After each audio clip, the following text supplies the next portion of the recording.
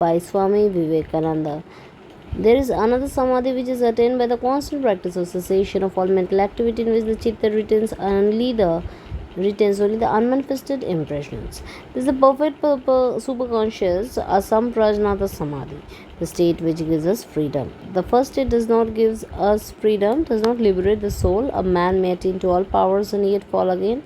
There is no safeguard until the soul goes beyond nature and beyond conscious concentration. It is very difficult to attain. All this method seems very easy. This method is to hold the mind as object, and whenever the truth comes, to strike it down, allowing no thought to come into the mind, thus making it an entire vacuum. When we can really do this, in that moment we shall attain liberation.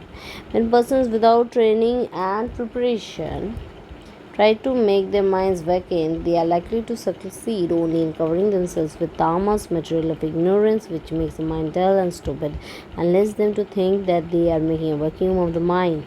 To be able to really do that is a manifestation of the greatest strength of the highest control. When the state asamprajnata, the superconsciousness, is reached, the samadhi becomes seedless.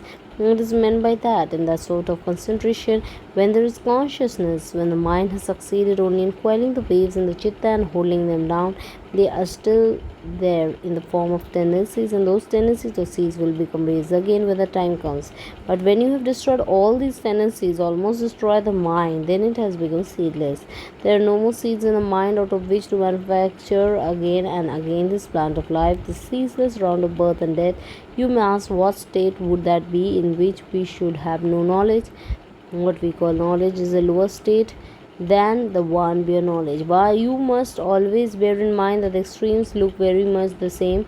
The low vibration of light is darkness, and the very high vibration of light is darkness also. But one is real darkness, and the other is really intense light. Yet the appearance is the same. So ignorance is the lowest state, knowledge is the middle state, and beyond knowledge is a still higher state. So, ignorance is the lowest state, knowledge is the middle state, and beyond knowledge it is a still higher state. Knowledge itself is a manufactured something, a combination, it is not reality. What will be the result of constant practice of this higher concentration? All old tendencies of restlessness and dullness will be destroyed, as well as the tendencies of goodness too. It is just the same as with the metals that are used with gold to take off the dirt and alloy. When the ore is melted down, the dross is burned along with the alloy. So this constant controlling power will stop the previous bad tendencies and eventually the good ones also. Those good and evil tendencies will suppress each other, and there will remain the soul in all its glorious splendor, untrammeled by either good or bad, and the soul is omnipresent, omnipotent, and omniscient. By giving up all powers, it has become omnipotent. By giving up all life, it is beyond mortality. It has become life itself. Then the soul will know it neither had birth nor death, neither want of heaven nor of earth. It will know that it neither came nor went. It was nature which was moving, and the movement was reflected upon the soul. The form of the light is moving, it is reflected and cast by the camera upon the wall, and the wall foolishly thinks it is moving. So with all of us, it is the chitta constantly moving, manipulating itself into various forms, and we think that we are these various forms. All these delusions will vanish when that free soul will command, not pray or beg, but command. But then whatever it desires, it will be immediately fulfilled. Whatever it wants, it will be able to do. According to the Sangha philosophy, there is no God.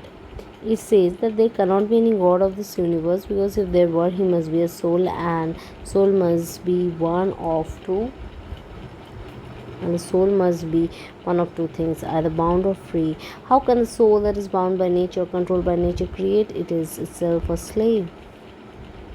On the other hand, what business has a soul that is free to create and manipulate all these things? It has no desires, so cannot have any need to create. Secondly, says the theory of God is an unnecessary one. Nature explains all. What is the use of any God? But Kapila teaches that there are many souls who, through nearly attaining perfection, fall short because they cannot perfectly renounce all powers. Their minds for a time merge in nature to re-emerge as its masters. We shall all become such gods, and according to the Sanghas, the God spoken of in the Vedas really means one of these three souls. Beyond them, there is not an eternally free and blessed creator of the universe. On the other hand, the yogis say, no, so there is a God, there is one soul separate from all other souls, and he is the eternal master of all creation and the ever free, the teacher of all teachers. The yogis admit that those the sankhas have merged nature which exists. They are yogis who have fallen short of perfection, and though for a time debarred from attaining the goal, remain as rulers of paths of the universe. This samadhi, when not followed by extreme non-attachment, becomes the cause of the re-manifestation of the gods and of those that become merged nature. The gods in the linear systems represent certain higher forces which are being felt successively by various souls, but none of them is perfect. To others, the samadhi comes through faith, energy, memory, concentration, and discrimination of the real. These are those who do not want the position of gods or even that of rulers of cycle, they attain to liberation. Success is preceded for the extremely energetic. They again differ accordingly as the means are mild, medium, or supreme, or by devotion is Ishvara.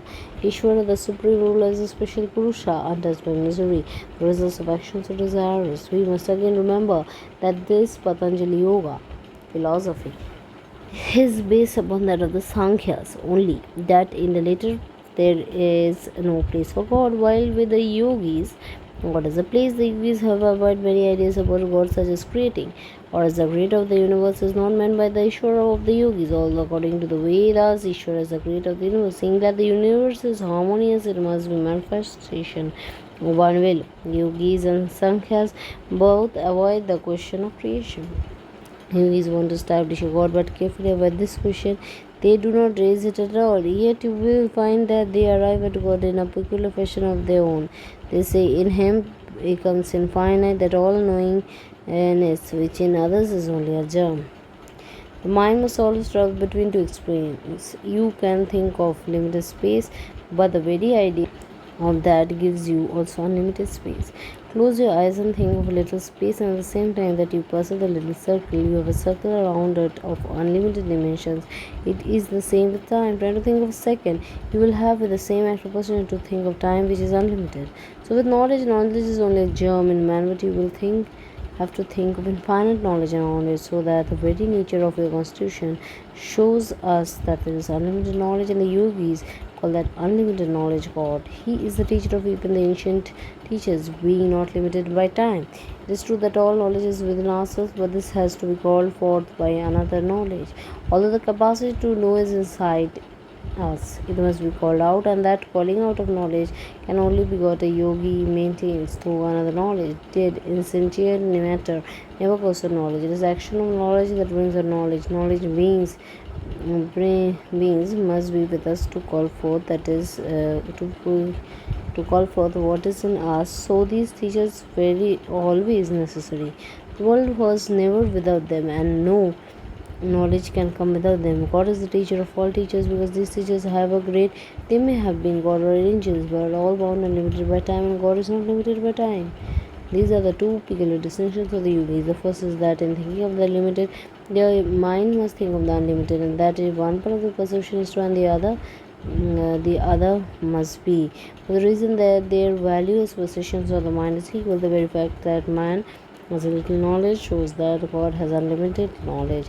If I am to take one, why not the other? Reason forces me to take both or reject both. If I believe that there is a man with little knowledge, I must also admit that there is someone behind him with unlimited knowledge.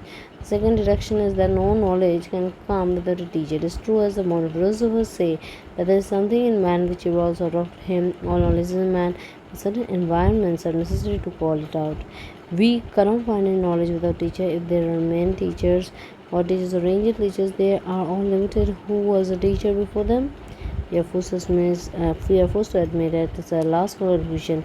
One teacher who is not limited by time, and that one teacher or infinite knowledge without beginning or end is called God.